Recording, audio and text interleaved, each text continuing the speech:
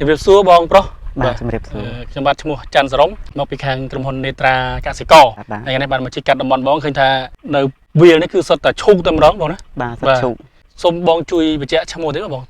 បាទខ្ញុំឈ្មោះថេងណេតរស់នៅភូមិឈូកឃុំសន្លងស្រុកខ្សាច់កណ្ដាលខេត្តកណ្ដាល បងដាំឈូកដីប៉ុន្មានហិកតាដែរបង ខ្ញុំដាំដីមហាត់កន្លះហ្នឹងបង បងដាំប្រហែលរដូវហើយបងប្រហែលឆ្នាំហើយឈូក ខ្ញុំដាំ2ឆ្នាំ នៅក្នុងការដាំឈូកហ្នឹងតើវាពិបាកក្នុងការដាំដុះក្នុងការថែទាំហ៎បង ពិបាកដែរបញ្ហាហ្នឹងវាបាទវាពិបាកដែរយើងអត់ទៅមានការបត់ពិសោធន៍ណាបង អញ្ចឹង បាទយើងចេះតែដាំតាមគេតាមអី តែចេះតែបានផលដែរ ចេះតែបានផល ដាំបាន2ដងហើយមួយឆ្នាំ មួយឆ្នាំដាំបាន2ដង បាទតើតើការដាំឈូកតើកន្លងមកដែលបងមានបទពិសោធន៍2ឆ្នាំហ្នឹងជួបប្រទះបញ្ហាខ្លះបងតើតើនឹងឈូកដាំឈូក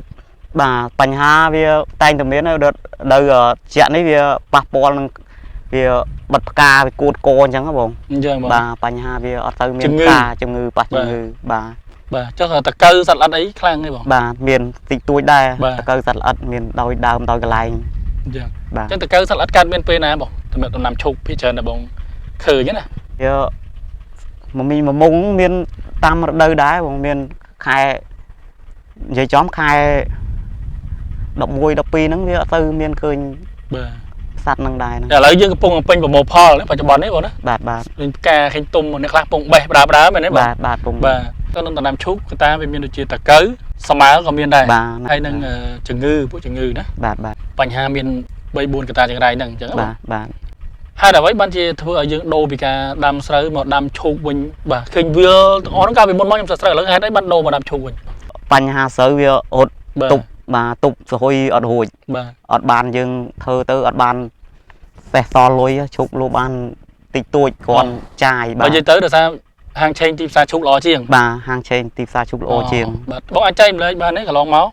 ឈូកប្រមូលផលក្នុងមួយហិកតាបានប្រហែលតោនបងសម្រាប់តំបន់បងដែលដាំនៅនេះបើគិតជាតោ វា ន រ គិត ដូវ ជាគីឡូ បាទរដូវខែចាប់ពីយើងដាំខែ1ខែ2ទៅអាហ្នឹងវាបានផលមហាត់យើងបាន1តោនជាង1តោនកន្លះអីទៅណាក្នុងមហាត់ណា មហាត់បាន1តោនកន្លះដែរ ដល់ពេលដល់ខែ9ខែ10យើងវាយនេះវាអត់បានទេបងបាន អូដែលពងបេះឥឡូវនេះអត់បានទេដល់កន្លះទេមហាត់ណា វាប៉ះជំងឺប៉ះខ្យល់ប៉ះ បាន អី 1តោននេះមិនទៅខែនេះ ហើយជាអត់បានទេបង បានទៀត បាទ អូ 4 500គីឡូបាទប៉ះជំងឺវាស្វិត ចឹងក្នុងបើសិនជាខែល្អដាំខែ1ប្រមូលផលខែ 4ខែ3ខែ3ខែ4 ប្រមូលផលបានយូរហ៎បង បានប្រហែលជា2ខែហ្នឹង 2ខែបានអស់ណា 2ខែបាទបានយើងបែអស់ ហើយចុះតម្លៃបាន1គីឡូបានបងកន្លងមកបងលក់ណា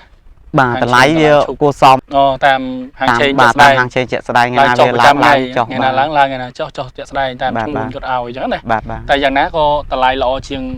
ល្អជាង ស្រូវដែរ បាទ បាទ